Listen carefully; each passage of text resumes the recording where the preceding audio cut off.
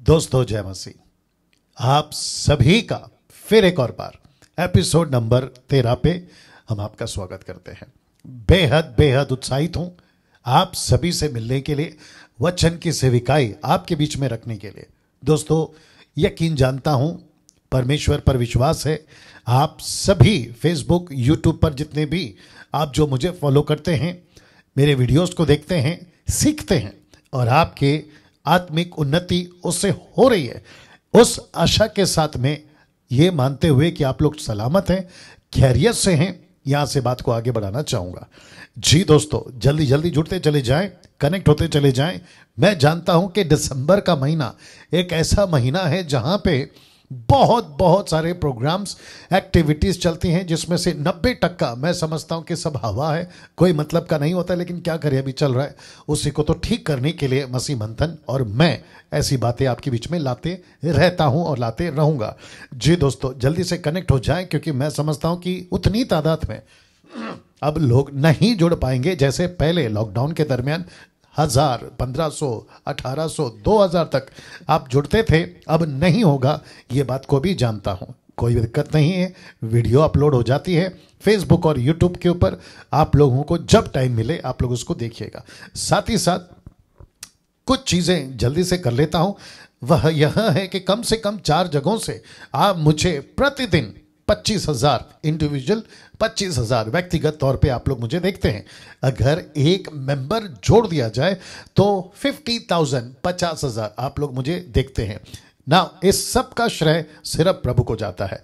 और साथ ही साथ जब कुछ 1 साल से, अब तो ऐसा कहना होगा कि 1 साल से मैं समझता हूं कि जैसे जैसे मेरा काम, प्रचार, वीडियोस बन रहे हैं, लूसीफर पुराना सांप, उसको बड़ी तकलीफ हो रही है और मैं समझता हूं कि वो चुप नहीं बैठेगा। यीशु के वक्त नहीं बैठा था, पतरस के वक्त नहीं बैठा था, पौलुस के वक्त चुप नहीं बैठा था, फर्स्ट सेंचुरी की कलीसिया के वक्त भी वो चुप नहीं था। तो मैं समझता हूं कि मेरे वक्त और मुझ जैसे 10% जो बहुत अच्छा काम करते हैं, जिनको मैं सैल्यूट करता हूं, उनके लिए भी वो चुप नहीं बैठेगा। बट प्रभु हमारे साथ है, परमेश्वर की सामर्थ के अंदर या दायरे में हम हैं, तो इस बात की चिंता नहीं करते। पहला पतरस 4 अध्याय वचन 11 और 14 कहता है, अगर गिफ्ट है प्रचार करने का तो डंके की चोट पे प्रचार करो, क्योंकि ऐसों की निंदा होगी, ऐसों को सताया जाएगा और उसके लिए हम रद्दी भर भी, लीस्ट भर भी बॉदर नहीं करते ना। दोस्तों साथ ही साथ बताता चलूं, फेसबुक, यूट्यूब, जहां से आप लोग सबसे ज्यादा मुझे सुनते हैं, फॉलो करते हैं, देखते हैं, मैं रिक्वेस्ट करता हूं, पहली चीज आपसे अपेक्षा जो है वो यह है कि खूब आगे बढ़ो। परमेश्वर के वचन को लेकर आप लोग बहुत आगे बढ़े, परमेश्वर के काम को बहुत करें, जो कि बहुत जरूरी है।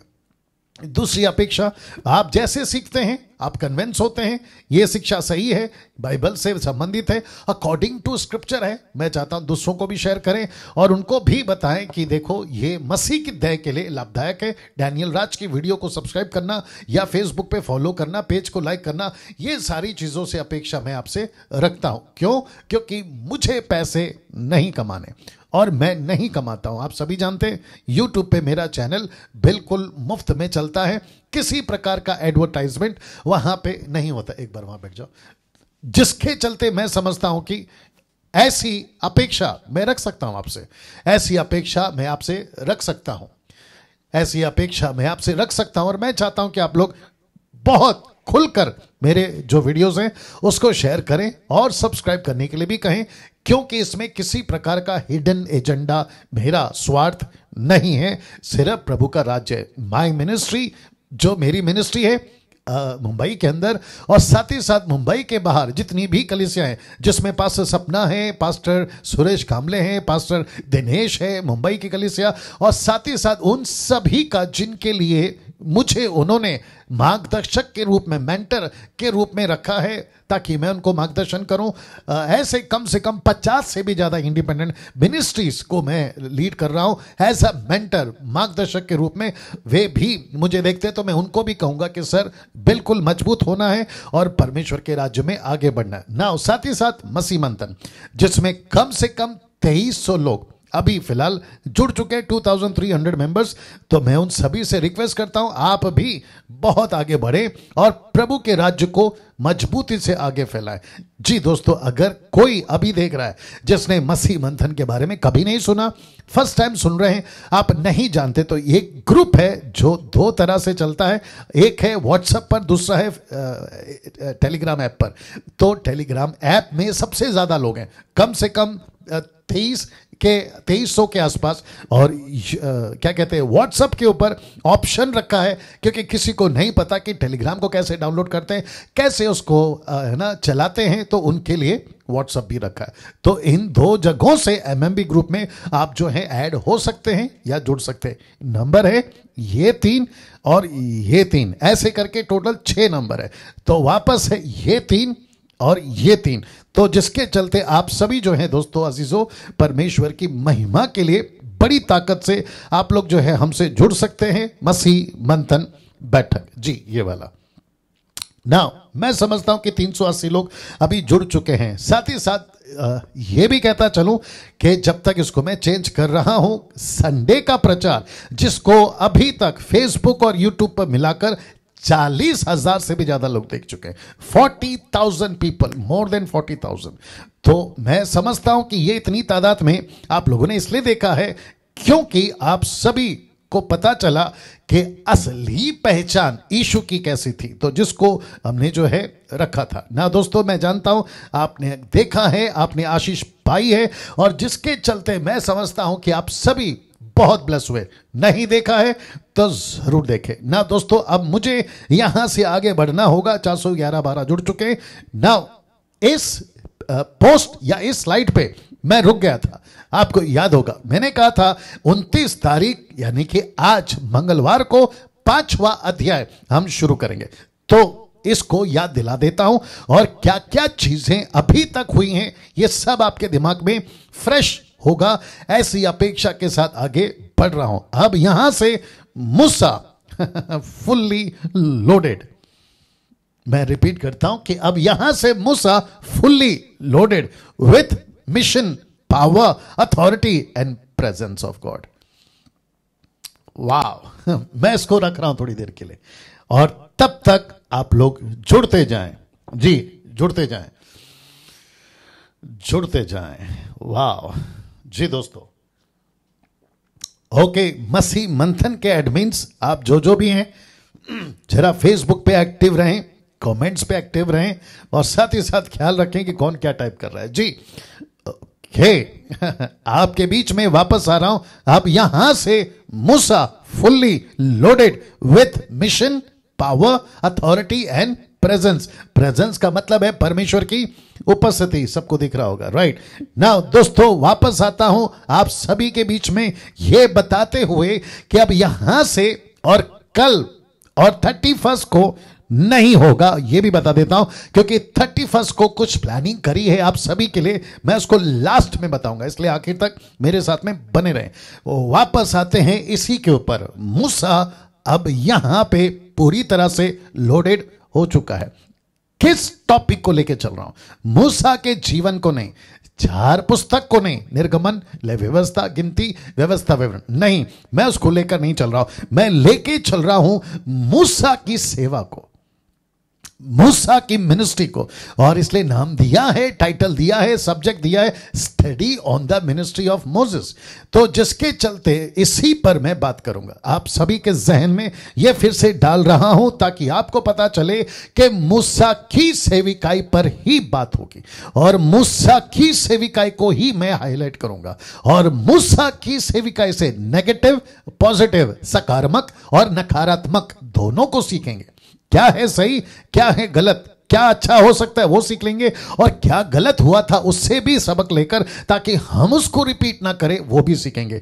तो वापस आता हूं कि अब मूसा यहां पे टोटली लोडेड है, मिशन के साथ, पावर के साथ, अथॉरिटी के साथ, प्रेजेंस के साथ।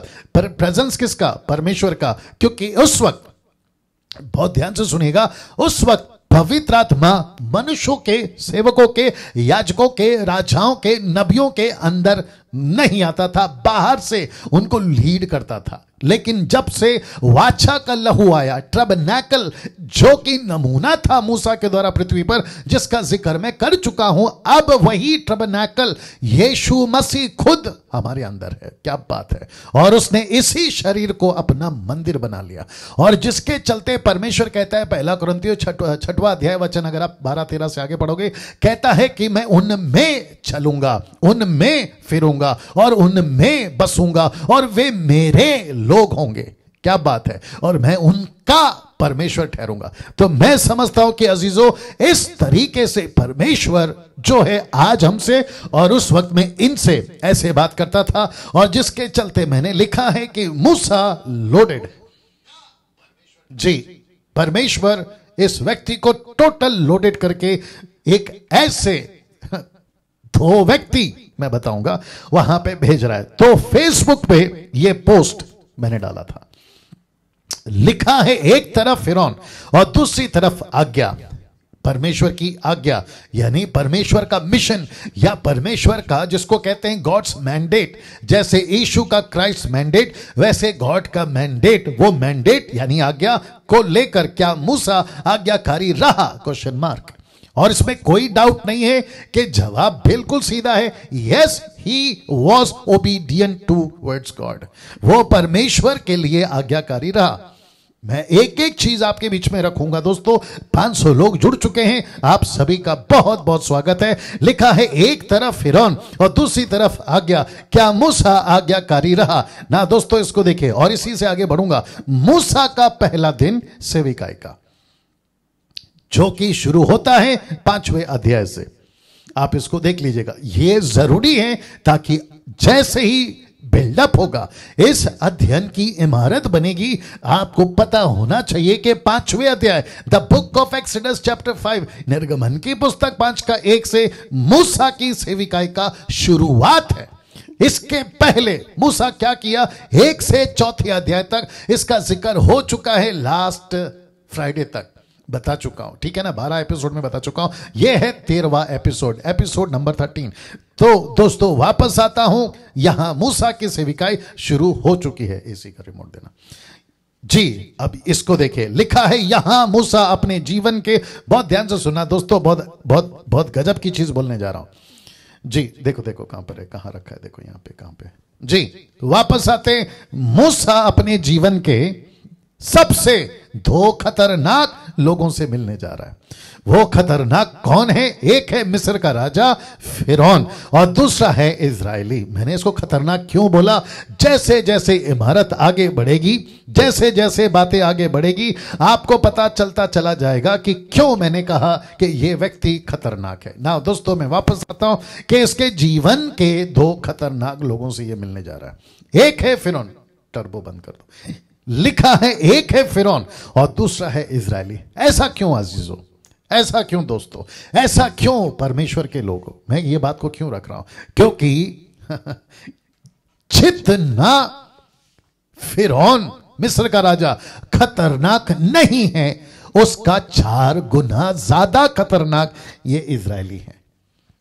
मैं फिर कहता हूं, ये इजरायली है, क्योंकि सब कुछ जैसे जैसे 40 साल की मिनिस्ट्री, अभी तो बेचारे की शुरुआत है, पहला दिन है ये, आप अंदाजा लगा सकते हैं, कैलकुलेट कर लीजिएगा, ठीक है ना।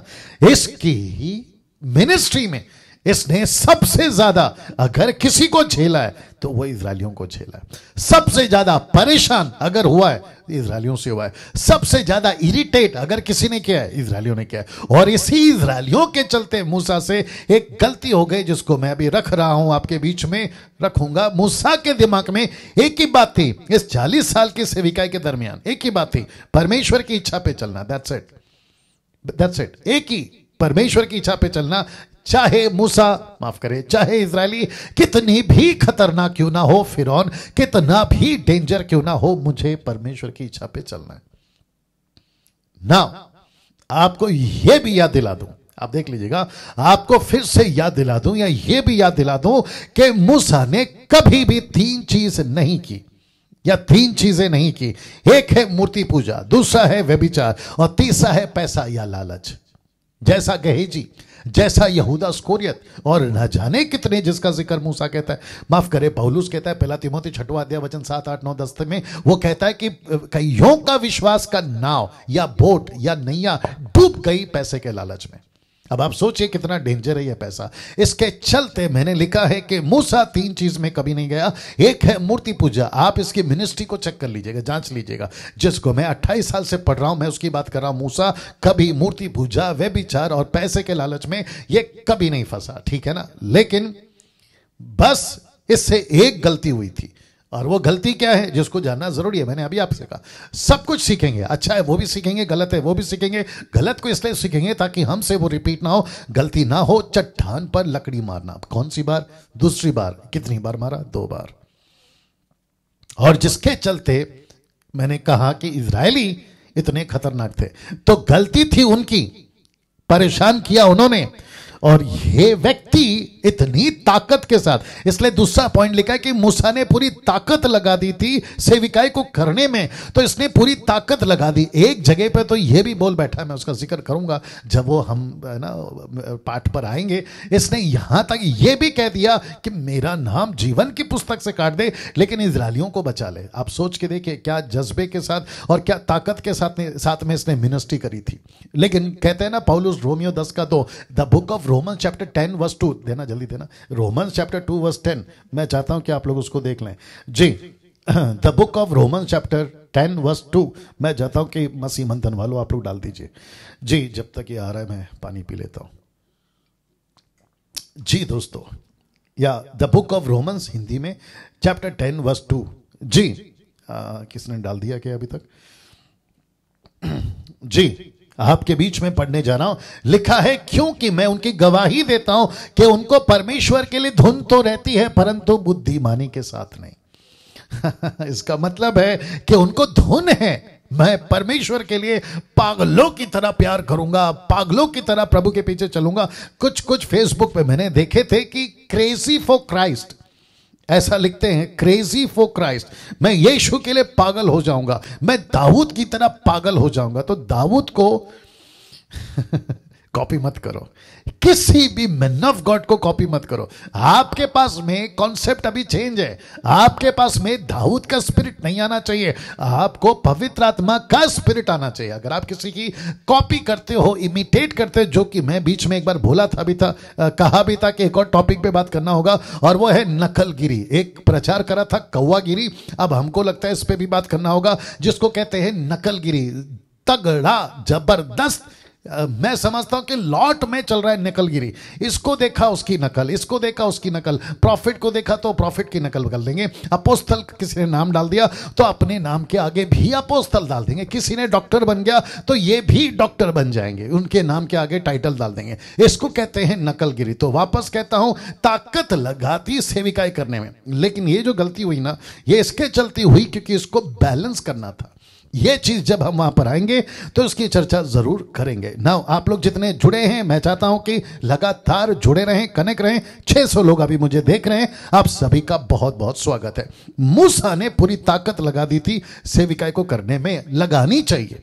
वापस कहता हूं, परमेश्वर के लिए तड़प, पैशन, क्या कहते हैं, जज्बा, जुनून, यह सब होना जरूरी है, लेकिन साथ ही साथ बुद्धि भी होना बहुत जरूरी है। इसलिए यीशु ने क्या कहा था मरकुस 3:14 में, मेरे साथ रहो। दूसरा प्रचार, तीसरा चमत्कार। तो यीशु के साथ जो रहेगा वो सही सीखेगा। दिमाग में बहुत कुछ आ रहा है। नाउ मूसा के 3 चैलेंजेस जी, मूसा के 3 चैलेंजेस। ये 3 चैलेंजेस क्या है मैं आपको ये भी बताता हूं। एक है फिरौन, दूसरा है इजरायली, और तीसरा है परमेश्वर। क्योंकि मूसा के पास सेवा का अनुभव नहीं था। वाह वापस आते हैं कि मूसा के पास सेवा का अनुभव नहीं था। मैंने ये नाम क्यों दिया अजीजों कि मूसा के 3 चैलेंजेस, मैंने ये क्यों दिया? क्योंकि मूसा को नहीं पता कि फिरौन कैसे रिएक्ट करेगा। मूसा को नहीं पता कि पहले ही बार में या first line, let my people go, ऐसा बोलते ही फिरौन यस लेके जा ऐसा कहेगा। इसको नहीं पता था। इसको नहीं पता था कि फिरौन कितनी टेढ़ी खीर है। टेढ़ी खीर समझते हैं ना आप लोग, वो सीधा जलेबी नहीं है, उसको बहुत सारे चीजों को बताने के बाद ही वो रिलीज करेगा। उसको ये बात का भी चैलेंज था, लेना था। दूसरा, इजरायली पहली बार में नहीं मानेंगे, इसको 40 साल कैसा इसको सताएंगे, ये उसके सामने एक चैलेंज था। और तीसरा चैलेंज जो कि सबसे बड़ा है, और वो है कि मूसा के पास में सेवा का अनुभव नहीं है। आज की तारीख में मैं समझता हूं कि ये बोलना उचित होगा तो बोल देता हूं। आज की तारीख में अगर कोई मिशनरी किसी संस्था या डिनोमिनेशन या किसी मिशन से, चर्च से अगर उसको भेजना हो, आपको पता है सबसे पहले क्या करते हैं, उसको अच्छी ट्रेनिंग देते हैं, जो कि गलत नहीं है, होनी भी चाहिए। साथ ही साथ उसको परखते हैं, जांच पड़ताल करते हैं, और उसको पूरी तरह से खरा निकलने पर, ठीक जांच होने पर उसको फिर कहते हैं कि ना, अब आप केपेबल हैं, आप योग्य हैं, आप अब जाकर मिशन का काम करिए। मूसा के साथ ऐसा नहीं हुआ अजीजों, मूसा के साथ ऐसा नहीं हुआ। मूसा को परमेश्वर ने 80 साल दिए, लेकिन ट्रेनिंग कहां हुई? 40 साल इजिप्ट में और 40 साल चरवा की, दैट्स इट। बाकी परमेश्वर कहता है कि बेटा बस मेरे साथ रहना, मैं जैसा कहूं वैसा करना और आगे चलते रहना। देखो, इसी को तो परमेश्वर ने मूसा के बाद एक जो लीडर था ना निकालना, यहोशू की पुस्तक, ओल्ड टेस्टमेंट में यहोशू की पुस्तक, उसका पहला अध्याय वचन 1 से पढ़ूंगा। मैंने नहीं डाला, मैंने कहा ना ऊपर बैठा है इमैनुअल, और यहां पे स्लाइड्स पे है मैनुअल, इमैनुअल, मैनुअल, ये रहा डैनियल। आपको तीनों को सुनना है, फर्स्ट का फर्स्ट दीजिए ना। परमेश्वर कहता है मेरे साथ रहो, दैट्स इट। और यही चीज परमेश्वर ने यहोशू से कही थी। लिखा है, यहोवा के दास मूसा की मृत्यु के बाद यहोवा ने उसके सेवक, किसके? मूसा के, यहोशू से, जो नून का पुत्र था, कहा, वचन दो, मेरा दास मूसा मर गया, इसलिए अब तू उठ, कमर बांध, और इसी सारी प्रजा समेत यरदन पार होकर उस देश को जा जिसमें उनको अर्थात इजरायलियों को देता हूं। वचन 3, वचन के अनुसार, उस वचन के अनुसार जो मैंने मूसा से कहा था, अर्थात जिस जिस स्थान पर तुम पांव धरोगे वो सब मैं तुम्हें दे दूंगा। वचन 4, जंगल में और लबनोन से लेकर परात महानद तक, सूर्यास्त के और महासमुद्र तक हित्तियों का सारा देश तुम्हारा भाग ठहरेगा। वचन 5, तेरे जीवन भर कोई तेरे सामने ठहर ना सकेगा। अभी इसको सुनो, जैसा मूसा के संग रहा, कौन? परमेश्वर। लिखा है, जैसा मैं मूसा के संग रहा वैसा ही तेरे संग भी रहूंगा। वचन आगे बड़े ध्यान से सुनिएगा। और ना तो मैं तुझे धोखा दूंगा, ना तुझको छोड़ूंगा। वचन 6 आ रहा है, इसीलिए हियाव बांध कर दृढ़ हो जा, क्योंकि जिस देश के देने की शपथ मैंने उन लोगों के पूर्वजों से खाई थी उसका अधिकारी तू उन्हें करेगा। इतना हो, वचन 7 वर्स 7, इतना हो कि तू हियाव बांधकर बहुत दृढ़ होकर जो व्यवस्था मेरे दास मूसा ने तुझे दी है उन सब के अनुसार करने में चौकसी करना, और उससे ना तो दाहिने मुड़ना ना बाएं मुड़ना, और जहां जहां तू जाएगा वहां वहां तेरा काम सफल होगा। इसका मतलब क्या है? जो गाइडलाइन, जो मार्गदर्शक मैंने मूसा को दिया, जो तोरा मैंने मूसा को दिया, कैसे वर्शिप करनी है, कैसे भाई मानना है, कैसे अंदर जाना है मंदिर के संदूक के आर्क जिसको कहते हैं, क्योंकि उस वक्त में राजा सुलेमान का जैसा टाइप था, मंदिर नहीं बना था, तो सारे गाइडलाइन जैसे दिए वैसे करना। तो इसका मतलब क्या है? यहां पे मूसा के पास में किसी प्रकार का सर्टिफिकेट, किसी प्रकार का डिग्री, किसी प्रकार की पीएचडी, किसी प्रकार की स्टडी नहीं थी। बस उसको इतना करना था कि वो परमेश्वर का सुने, दैट्स इट।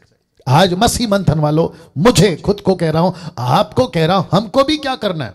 मैंने, ये जो आदमी है ना ब्लैक टी शर्ट वाला जो आपसे बात कर रहा है, डैनियल राज, इसने किसी प्रकार की कोई बाइबल कॉलेज नहीं की, और मुझे अभी एहसास हो रहा है कि अच्छा हुआ मैंने नहीं किया। पता है क्यों? नहीं तो उल्टा मैं परमेश्वर को सिखाता कि प्रभु बाइबल कॉलेज में ऐसा सिखाया, आप ऐसे क्यों सिखा रहे हो। मैं उल्टा प्रभु को सिखा बैठता, जो कि मैं समझता हूं कि उचित नहीं है। और इसका मतलब यह भी नहीं है कि बाइबल कॉलेज जाना गलत है, मैं वो भी नहीं कह रहा हूं, लेकिन जैसा प्रभु लीड करता है, मुझको ऐसे लीड किया, इसको ऐसे लीड किया, अगर किसी को वैसे लीड करता है, प्रेज गॉड। लेकिन कभी हिमाकत जिसको कहते हैं, कभी गुस्ताखी नहीं करना उसको सिखाने की, कि ऐसा सीखा था ऐसा करूंगा।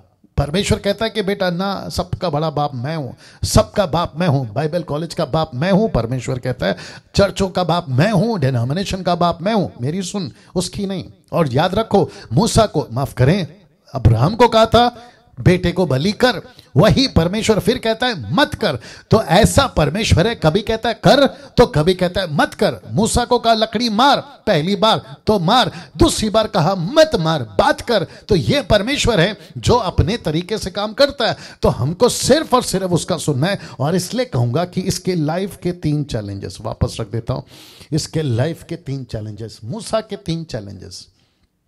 चैलेंज नंबर 1 फिरौन, चैलेंज नंबर 2 इजरायली, और ये रहा तीसरा परमेश्वर, क्योंकि इसके पास में किसी प्रकार का अनुभव नहीं था ना। दोस्तों मैं समझता हूं कि अभी तक आप लोग समझ गए।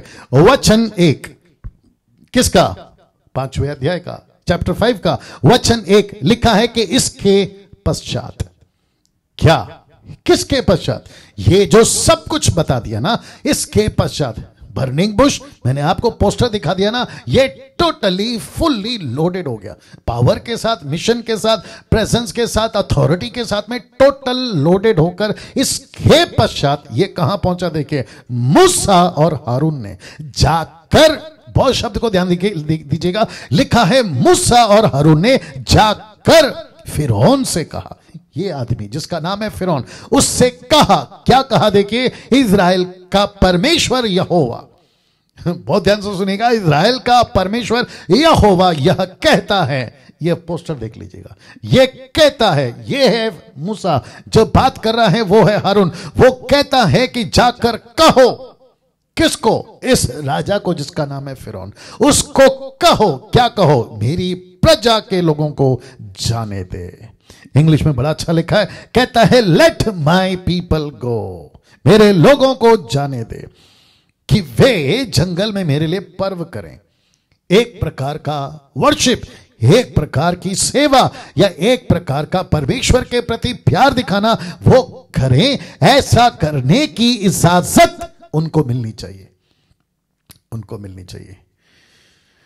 वाह मूसा क्या कहता? देखिए वचन 2 में फिरौन ने कहा यहोवा कौन है कि मैं उसका वचन मानकर इजराइलियों को जाने दूं? मैं यहोवा को नहीं जानता और मैं इजराइलियों को जाने नहीं दूंगा, मैं इजराइलियों को नहीं जाने दूंगा। दूसरे शब्दों में फिरौन कहता है, सबसे पहली बात, करो कनेक्ट कि नहीं करूं, टाइम कैसे होगा देखते हैं। ओके, वापस आना पड़ेगा।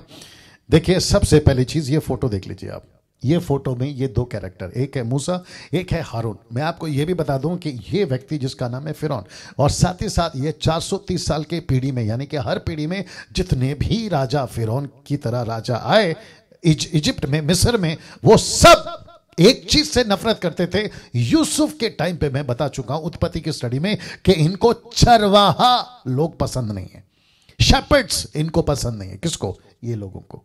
और साथ ही साथ लाठी ले जा, किसने कहा था? परमेश्वर ने। क्योंकि जैसे ही लाठी देखी होगी, इसको पता चल गया होगा कि ये इतनी बड़ी आर्मी, कौन सेना, कौन इजरायली, ये छुड़ाने आए हैं एक ऐसी लाठी से जो लाठी चरवा की होती है। और परमेश्वर ने कहा था यही लाठी ले जा। क्यों? क्योंकि यही है AK-47, यही है भाला, यही है भाला, भाला दिख रहा है आपको उसके हाथ में, यही है तलवार और यही है सब कुछ, आप इसको ले जाना। और जैसे ही इसने देखा होगा, किसने? फिरौन ने, बोला यार ये तो चरवा लोग हैं, ये तो वो लोग हैं जिनसे हम नफरत करते हैं। लेकिन उसके बावजूद इनकी हिम्मत देखिए, ये जाकर खड़े होते हैं और कहते हैं कि हमको राजा से मिलना है। मुझे नहीं पता कैसे अपॉइंटमेंट लिया, मुझे नहीं पता कि कैसे इन्होंने अपने हिम्मत दिखाई, कैसे वहां पहुंच गए। इसके ऊपर बात करूंगा तो 2-3 घंटा चला जाएगा। लिखा है मेरी प्रजा के लोगों को जाने दे कि वे जंगल में मेरे लिए पर्व करें। ना एक और चीज बताता हूं दोस्तों, आपको कनेक्ट करता हूं क्योंकि इस वक्त में परमेश्वर का आत्मा चाहता है कि मैं आपको बताऊं। वो ये है कि जब ये बात कर रहे हैं ना कि मेरे लोगों को जाने दे, तो इनका जो टोन है ना, टोन ये गरीब और बेचारा टाइप का नहीं था। वाह, मैं रिपीट करता हूं कि इनका जो टोन है ना, वो गरीब और बेचारा टाइप का नहीं था। इनको पता था कि ये किसकी तरफ से है, ये सामने जो बैठा है ना, उससे बढ़कर है जिसने इनको भेजा है। क्या बात है, क्या बात है दोस्तों। मैं रिपीट करता हूं कि इनका टोन गरीब टाइप, बेचारा टाइप, ऐसा भोला टाइप नहीं था, ऐसा कपकपिया डर वाला नहीं था कि इनको पता था। और मैं आपको बता चुका हूं कि मूसा लोडेड होकर आया with the power, with the mission, with the authority and with the presence of God.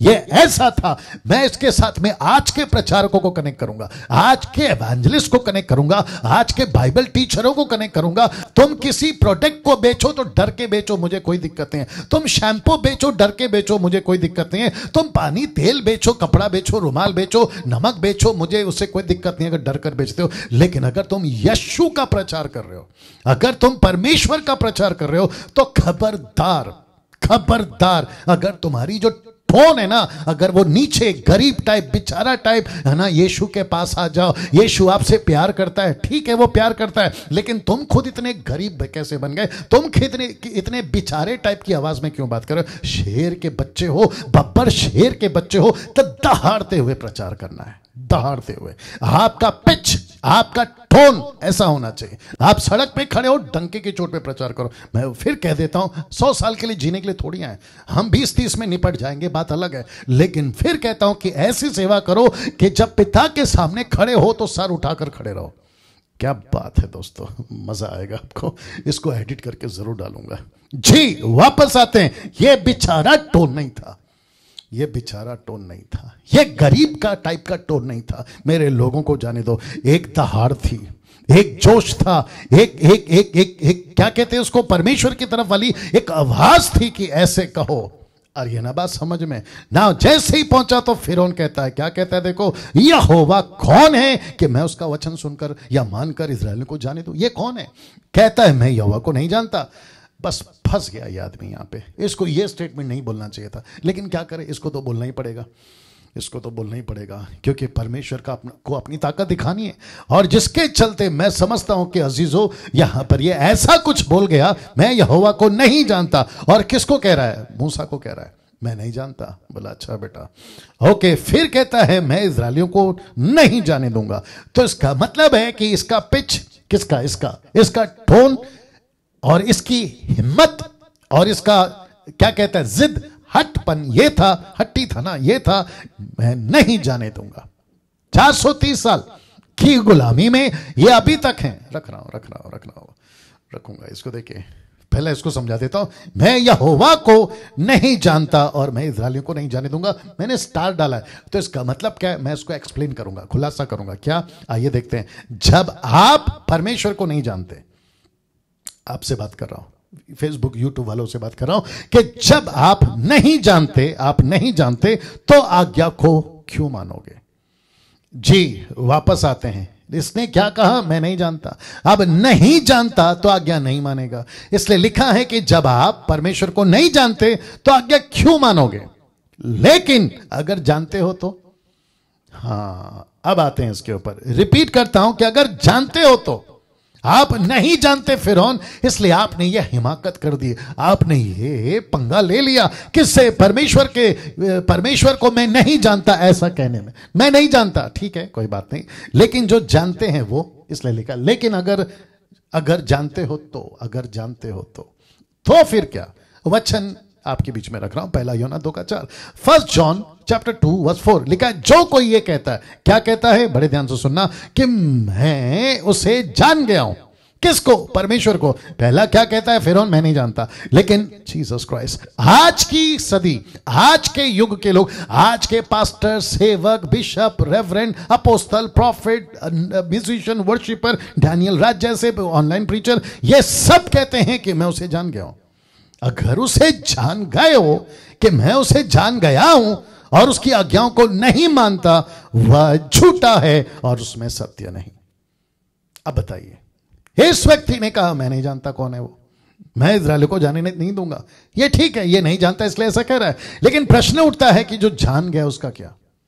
और जानकर भी परमेश्वर के साथ, परमेश्वर के वचन के अनुसार अगर नहीं चल रहा है, तो ऐसों को हम क्या कहेंगे? झूठा। ऐसों को क्या कहेंगे? झूठा। तो इसका मतलब यह हुआ, जो आज्ञा पालन नहीं करता, वो सब झूठे हैं, वो सब झूठे हैं। तो जिस किसी ने कहा मैं प्रभु से खूब प्यार करता हूं, मैं परमेश्वर को जान गया हूं, दूसरों को गवाही देते हैं कि मैं परमेश्वर के पीछे चलता हूं, परमेश्वर मेरा पिता है, मैं परमेश्वर का बेटा हूं, मैं अलाना हूं, मैं फलाना हूं, अरे बाप रे, मैं तो ऐसे गाने गाता हूं कि मैं तो प्रभु से लिपट कर रहता हूं, परमेश्वर को खूब प्यार करता हूं। ऊपर से परमेश्वर कहता है वेरी गुड बेटा, तो इसका मतलब है कि तू मुझे जान गया। अगर जान गया है तो मेरी आज्ञाओं को क्यों नहीं मानता? और अगर आज्ञाओं को नहीं मानता तो झूठा है, तो झूठा है। इसलिए लिखा है, इसका मतलब यह हुआ जो आज्ञा पालन नहीं करता वो सब झूठे हैं। मुझे नहीं पता मैं किस किस से बात कर रहा हूं। 700 लोग देख रहे हैं, मुझे नहीं पता मैं किस किस से बात कर रहा हूं। जितने लोग देख रहे हैं, रिक्वेस्ट करता हूं कि वॉच पार्टी करिए, शेयर करिए और दूसरों तक खूब पहुंचाइए। कोई दिक्कत नहीं है किस तरह के लोग सुनते हैं, आने दो, सुनने दो। एडमिन्स थोड़ा ख्याल रखेंगे कि क्या चल रहा है फेसबुक के ऊपर। जी क्या बात है दोस्तों, फिर से वापस आता हूं कि जो कोई परमेश्वर की आज्ञाओं को नहीं मानता वो सब झूठे हैं ना। वचन 3 आपके बीच में रख रहा हूं। उन्होंने कहा, किसने? मूसा और हारून ने। उन्होंने कहा इब्रियों के परमेश्वर ने हमसे भेंट की है। अब आ रही है बात, इब्रियों के परमेश्वर। बोला अच्छा वही परमेश्वर ना जो तुमको चरवा बना कर ले चलता है। तुम्हारा तो एक ही काम है ना तो तुम क्या कहते हो किसी बिजनेस में हो, ना डायमंड बिजनेस में हो, ना तुम्हारा कोई किसी प्रकार का कंपनी है, ना तुम लोग कभी शिपिंग में ट्रांसपोर्ट एक्सपोर्ट में हो। अच्छा तुम लोग सिर्फ एक ही काम करते हो, भेड़ बकरी चराना। तो जैसे ही उसने कहा कि इब्रियों के परमेश्वर ने हमसे भेंट की है, अच्छा तब फिर उनको और भी कंफर्म हो गया, यार ये लोग वो लोग हैं। तो वो और होगा। अब आप सोच के देखिए, जो उस वक्त का, बाप रे ये बताना भूल गया, वापस आना पड़ेगा, उस वक्त का नंबर 1 कंट्री, स्टेट, राज्य, किंग, देवता, जो भी आप कह लो, फिरौन को ये नंबर 1 था। कौन? फिरौन। उसके पास जा रहे हैं जिसके पास में 430 साल के 6 लाख लोग पड़े हुए हैं। 430 साल से, जिसके ऊपर हर 4 पीढ़ी राज कर चुकी है। और जा रहा कौन है? एक ऐसा व्यक्ति जिसकी उम्र हो गई 80 और उसका बड़ा भाई जिसकी उम्र हो गई है 83। और जाकर कह रहे हैं कि इब्रियों के परमेश्वर ने भेजा एक ऐसे राजा को जो इब्रियों के परमेश्वर से नहीं, इब्रियों से ही नफरत करता है, उसी को गुलामी बनाया। क्या बात है दोस्तों। इसको कहते हैं बिना किसी मसाला डाले, इसको कहते हैं बिना किसी मिलावट के प्रचार। जैसा है वैसा बोल रहे हैं दोस्तों, जैसा है परमेश्वर ने भेजा है, उसका नाम यहोवा है। वो इब्री का परमेश्वर है, ये सीधी बात है। हम चरवा हैं, ये सीधी बात है। राजा का मुंह देखकर ट्विस्ट नहीं किया, राजा फिरौन को देखकर किसी प्रकार का हड़बड़ी नहीं किया। एज इट इज, जैसा था वैसा ही कहा। क्या गजब है दोस्तों। इसी को कहते हैं कि सच्चा प्रचार, इसी को कहते हैं ट्रू डॉक्ट्रिन, जिसको कहते हैं सही संदेश। और यही तो मसीह मंथन कर रहा है। हम नहीं डरते किसी के बाप से। जब ऊपर बैठा परमेश्वर हमारे साथ सही है और हम उसके साथ सही हैं, तो बीच में किसी भी एरो गैरो से हम नहीं डरते। मैं फिर कहता हूं, कफन बांध के चलें। और हमको पता है भाई, अगर सच्चाई पे काम करेंगे, वचन का प्रचार करेंगे, तो मुसीबतें तो आएंगी। हम उसके लिए तैयार है। तुम अपना देख लो। 720 लोग जुड़ गए जी। इसलिए हमें जंगल में 3 दिन के मार्ग पर जाने दे ना। अब यहां पे आपको यह समझना होगा कि 3 दिन का जिक्र क्यों आया। मैं वापस कहूंगा, अपोक्लिप्टिक है। सब जिन्न के रूप में हो रहा है। सांप का, लकड़ी का सांप बनना, मूसा को बर्निंग बुश में दर्शन देना, और इसके पास में जाकर 3 दिन का जिक्र करना। किसके पास में? फिरौन के सामने। अब आप समझिए, कनेक्शन कहीं तो है, क्योंकि परमेश्वर ने कभी नहीं कहा था कि 3 दिन के लिए भेज, नहीं कहा था। लेकिन यहां पे हमको समझना होगा, क्योंकि शब्द परमेश्वर ने बोला था मैं डालूंगा तेरे मुंह में, मूसा शब्द मैं डालूंगा, और परमेश्वर डाल रहा है और हमको उसको लेना होगा। अब इसको अलग तरीके से नहीं जाना कि मूसा ने 3 दिन का जिक्र क्यों किया ना, अपोक्लिप्टिक है जी। बात करते हैं आगे। अपने परमेश्वर यहोवा के लिए बलिदान करें। ऐसा ना हो कि वह हम में मरी फैलाए, बीमारी जैसे अभी आपका चल रहा है ना, पूरे दुनिया में कोरोना वायरस पैंडेमिक, मरी फैलाए या तलवार चलवाए। ऐसा कुछ नहीं होना चाहिए। बाप रे, वापस आता हूं। अब आपको नहीं लगता ये धमकी दे रहा है? एग्जैक्टली ये फिरौन को कह रहा है कि देख बेटा, चुपचाप से बात समझ ले। तुझे नहीं पता कि तू किससे टक्कर ले रहा है। और फिरौन और उसके लोग ऐसे ऊपर से नीचे उसको देखते होंगे, यार ये है 80 साल का बुड्ढा, जिसको लेकर आया वो भी 83 साल का बुड्ढा, ये हमको धमकी दे रहे हैं, कभी नहीं सुना कौन यहोवा क्या यहोवा, ये आकर हमको धमकी दे रहे हैं। आज भी बहुत सारे लोग कहते हैं यार तुम लोग हो कौन, वही तो बता रहा हूं ना, जैसे उसको उसका ताकत का अंदाजा नहीं था, बहुत सारे लोग फेसबुक यूट्यूब पे भी है जिनको अंदाजा नहीं है परमेश्वर की ताकत का। इसलिए जब अंदाजा नहीं होता है ना तो ऐसे बातें नहीं करते, पहले अंदाजा लगाओ फिर बातें करते हैं। वापस आते हैं इसके पास में, इसने कहा कि जाने दे नहीं तो मरी फैल जाएगी, बीमारी फैल जाएगी राजा, समझ लेना तू। और फिर कहता है या तो तलवार चल जाएगी। वचन 4, मिस्र के राजा ने उससे कहा, हे मूसा हे हारून, हे मूसा हे हारून, तुम क्यों लोगों से काम छुड़वाना चाहते हो?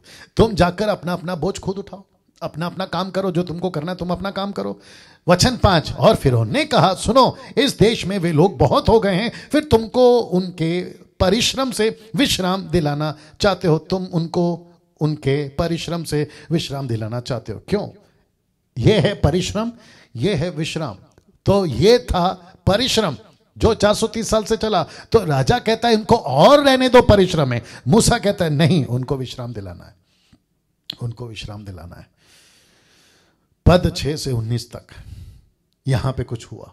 जैसे ही ये बातें हुई और माफ करे फिरौन को धमकी मिली यहां पर, चुपचाप से जाने दे नहीं तो मरी फैलेगी और तलवार फैलेगी। राजा फिरौन के दिमाग में वो जो कीड़ा होता है ना उल्टा सीधा वाला, वो दौड़ना शुरू हो गया। तो मैं आपको कनेक्ट कर दूं कि यहां पे इसने क्या हिमाकत करी। पद 6 से 19 तक में इसने जो ईंट बनता था ना, और ईंट जिससे बनता था ना, जिसको आपका जो ट्रांसलेशन आया पुआला, वो नहीं दिया इसने। उसने कहा कि जो उनके ऊपर अत्याचार करते थे, कहा कि कल तक उनको जो मिला ना पुआला, वो ठीक है ईंट बनाने के लिए, लेकिन अभी उनको नहीं देना। जिसको ये भी कह सकते हैं रॉ मटेरियल जिससे ईंटें बनती हैं। अब किससे बनती हैं उस वक्त में नहीं पता, आजकल का तो पता है, बट उसमें नहीं जाएंगे, वो नहीं देना। और जिसके चलते ऐसा कुछ हुआ, लिखा है वो हुआ जो इस्राएलियों ने उम्मीद नहीं की थी, और वो था फिरौन का कठोर हो जाना। और फिर यहां से वो होता है जो ठीक नहीं था। इसका मतलब है कि फिरौन ने ऐसा कठोर हो गया। अभी कठोर किसने बनाया, आप ही बताइए, आपको याद आ गया?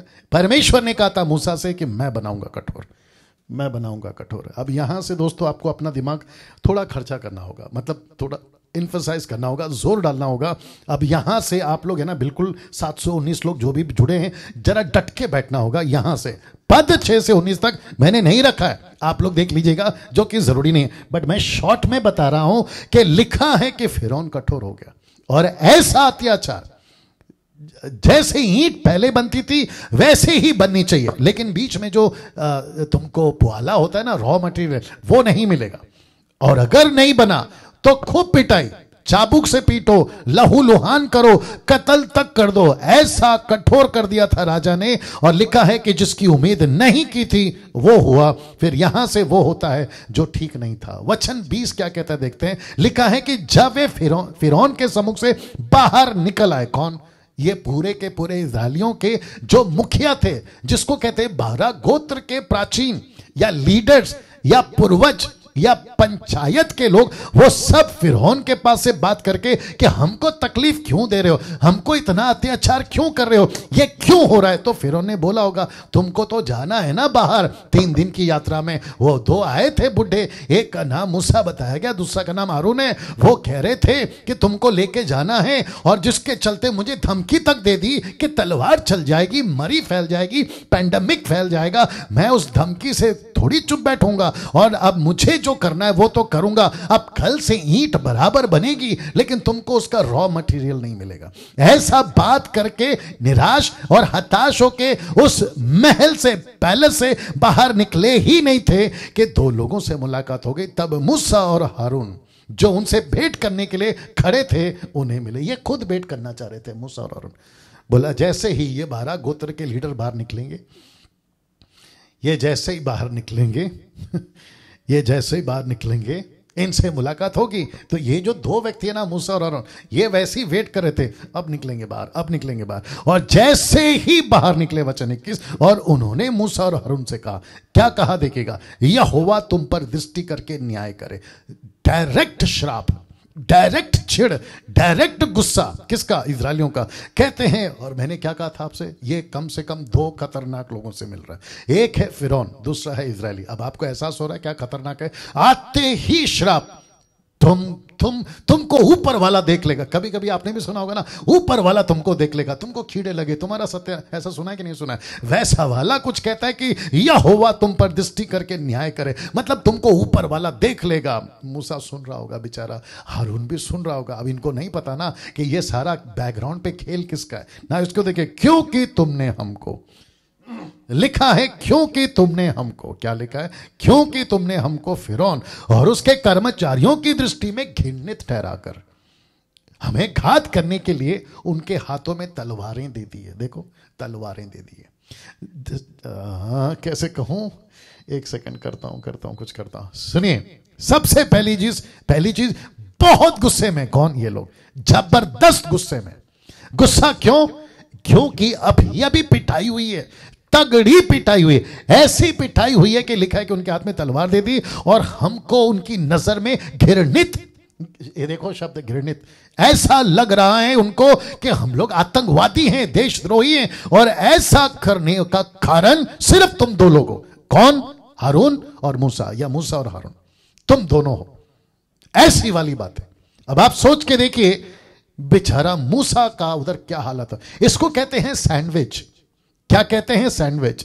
एक तरफ परमेश्वर, दूसरी तरफ इजरायली, बीच में है मूसा। और हारून कह रहा होगा, भाई आपकी बात सुन के आया था, अब मुझे नहीं पता कि यहां पे हो रहा क्या है। और मुझे ऐसा पक्का लगता होगा, क्योंकि दर्शन हारून को नहीं मिला, मूसा को मिला। वो बार बार कई बार, लिखा तो नहीं है, डिटेल नहीं है, मैं केवल लॉजिक लगा सकता हूं। इसने कई बार बोला होगा, भाई सब ठीक है ना, पक्की बात है ना, तुझे परमेश्वर ने दर्शन दिया ना, मतलब वही परमेश्वर ना जो अब्राहम का, इसहाक का, याकूब का। ऐसा कई बार हुआ होगा। देखो, जब कोई चीजें ठीक नहीं होती है ना, तो कई तरह के प्रश्न आते हैं, और जब ठीक हो जाती है ना, तो क्या कहते हैं मालूम है? मेरे को तो यकीन था तेरे ऊपर, मेरे को तो भरोसा था कि तू कर लेगा। ऐसी बातें कई बार होती है। लेकिन जैसे ही जब चीजें बिगड़ने लगती है ना, फिर सवाल उठता है, क्या सच में ऐसा है? क्या तुझे सच में परमेश्वर ने बोला? मेरे को डाउट है यार, ये सारी बातें। तो सोचो, एक व्यक्ति जिसका नाम है मूसा, कहां कहां क्या क्या झेल रहा होगा, उसके बावजूद ताकत के साथ लगा रहा, जिसको मैंने पहले बता दिया, टोटल डेडिकेशन। यही तो एक लीडर की क्वालिटी है, यही तो एक लीडर की पहचान है। मसीह मंथन वालों, अगर आप मुझे सुन रहे हैं, यही तो एक लीडर है। मुझे कितनी तकलीफ है, मुझे कितना टॉर्चर है, मुझे कितनी सारी कॉल्स आते हैं, मुझे कितने सारे मैसेजेस आते हैं, अलाना फलाना, ऐसे वाला वैसे वाला। अभी तो खैर शुरुआत है, आगे तो और भी बहुत आएगा। लेकिन परमेश्वर ने जैसे इसको सिखाया, डटे रहो, क्योंकि तू सही जगह पे खड़ा है। कैसे बताऊं? आई थिंक एक छोटा सा घटना बताता हूं। मुझे अभी भी याद है कि मैं हैदराबाद के प्लेटफॉर्म पे था, उन दिनों की बात है। आई थिंक 7-8 साल पुरानी बात है, या 10 साल पुरानी बात है। अनाउंसमेंट हुआ कि प्लेटफॉर्म नंबर 1 पे गाड़ी आएगी, मतलब 1-2 जो भी प्लेटफॉर्म होता है ना, 1 पे आएगी। और जैसे ही इंडिकेट पे चेंज हुआ कि प्लेटफॉर्म नंबर 2 पे, गलती किसकी थी? जो इंडिकेट पे चेंज करता है। सारी पब्लिक भागी प्लेटफॉर्म नंबर 2 पे। अनाउंसमेंट हुआ था 1 पे। अब जब सब भाग रहे हैं, तो मेरी जो टीम थी वो कह रही कि देखो पास्टर चेंज हो गया, चलो वहां पे जाते हैं। मैंने बोला यार अनाउंसमेंट क्या सुना? बोला 1। मैंने बोला यहां पे क्या है? बोला 2। मैंने बोला क्या सुने? अनाउंसमेंट किया ये। तो वहां पे तय हुआ मेरी तरफ से कि हम यहीं खड़े रहेंगे। और आपको पता क्या हुआ अंजाम? प्लेटफॉर्म नंबर 1 पे गाड़ी आई, और जो भागे थे ना 2 पे, वो फिर वापस भागते। वो तो शुक्र है कि उनको गाड़ी मिल गई। नहीं समझे आप जी? अनाउंसमेंट हो चुका है, मूसा यही करना है। बाद में इंडिकेट्स क्या क्या चेंज होते हैं, अपने को क्या करना है, कौन क्या कहता है, कौन क्या नहीं कहता है, हमको क्या करना है। अगर अनाउंसमेंट हुआ है सही, बस उसी पे चलो। और ये बात समझ में? वैसे ही मूसा ने कहा यार ये तो दिक्कत हो गई, हम तो सोच के चले थे। लेकिन मैंने आपको ये भी कहा था कि मूसा के पास में एक्सपीरियंस नहीं है। किसका? अनुभव का। किसका? परमेश्वर का। ये तो अभी शुरुआत है ना, इनिशियल डेज है। और जैसे ये घटना घटी, और याद रखो 1-2 नहीं 6 लाख लोगों का सवाल है। अब जरा कुछ बताता हूं, क्या इनका इस तरह का मूसा पे चिल्लाना ठीक था? Question mark. मैं वक्त का ख्याल रखूंगा दोस्तों, लेकिन मेरे साथ बने रहें। क्या इनका इस तरह का मूसा पे चिल्लाना ठीक था? कुछ दिन पहले ही इन सब इजरायलियों ने मिलकर मीटिंग की थी। आपको शायद याद नहीं है तो याद दिला देता हूं। यहां पे आपके सामने वचन रख दिया हूं 29 का, कौन सा 4 का 29। तब मूसा और हारून ने जाकर इजरायलियों के सब पुरनियों को इकट्ठा किया, याद रखो पुरनियों को, और जितनी बातें यहोवा ने मूसा से कही थी वह सब हारून ने उन्हें सुनाई। लोगों के सामने वे चिन्ह भी दिखलाए, लकड़ी का फेंककर सांप बनाना, पानी को लेकर लहू बनाना, हाथ को अंदर रखकर कोड़ कर देना, यह सब कुछ दिखाया। किसको? इजरायलियों को। याद रखो ये लोगों को जो अभी अभी चिल्ला रहे मूसा को। फिर साथ ही साथ वचन 31 कहता है कि उन लोगों ने उन पर विश्वास किया। ये शब्द देखो, इसलिए इसको बड़ा लिखा है कि उन लोगों ने विश्वास किया। हिब्रू माफ करें, निर्गमन 4 का 29, 30, 31 पढ़ रहा हूं। फिर लिखा, ये सुनकर कि यहोवा ने इजरायलियों की सुधि ली, उनके दुखों पर दृष्टि की है, उन्होंने सिर झुकाकर दंडवत किया। किसको? परमेश्वर को। तो मेरा प्रश्न है, जब तुमको यहां पे विश्वास हो गया था तो ऐसी वाली हरकत क्यों? ऐसी वाली हरकत क्यों? आपको गुस्सा क्यों आ रहा है? आप क्यों नहीं समझ रहे कि परमेश्वर अगर थोड़ा सा बोट हिला रहा है, अगर थोड़ा सा जहाज हिला रहा है, अगर थोड़ा सा तूफान आ रहा है, तो उसको बर्दाश्त करके चुप रह जाओ ना। जल्दी निकालो। अगर मैं गलत नहीं हूं, मत्ती 24 का 13, आई होप सो, बहुत पहले पढ़ा था। आइए देखते क्या लिखा है। इनको धीरज रखना था, इनको धीरज रखना था। दिक्कत क्या है पता है? लीडर्स की, चर्चेस की, आज विश्वासियों की, नए हो या पुराने हो, 8 दिन के हो या 80 साल के हो, इनका एक ही दिक्कत है, धीरज नहीं रखते। देखो क्या लिखा है, 24 का 13, मैथ्यू 24:13 लिखा है, परंतु जो अंत तक धीरज रहेगा, धरे रहेगा, धीरज रखेगा, उसी का उद्धार होगा। तो रखो ना धीरज। पवित्र आत्मा के 9 वरदान का एक वरदान क्या है? पेशेंस। पेशेंस, धीरज रखो। बाप रे। तो लिखा क्या इनका इस तरह का चिल्लाना मूसा पे ठीक था? बिल्कुल नहीं। कुछ दिन पहले इनकी मीटिंग हो चुकी है, यही तो बता रहा हूं। तो मूसा, हारून और ये सब विश्वास कर चुके हैं, और मूसा को कंफर्म हो गया कि भाई चलो कम से कम एक पड़ाव तो पूरा हुआ कि मेरे को सपोर्ट मिल गया है 12 गोत्रों के लीडरों का। लेकिन मूसा और हारून इस बातों को समझते थे। कैसे?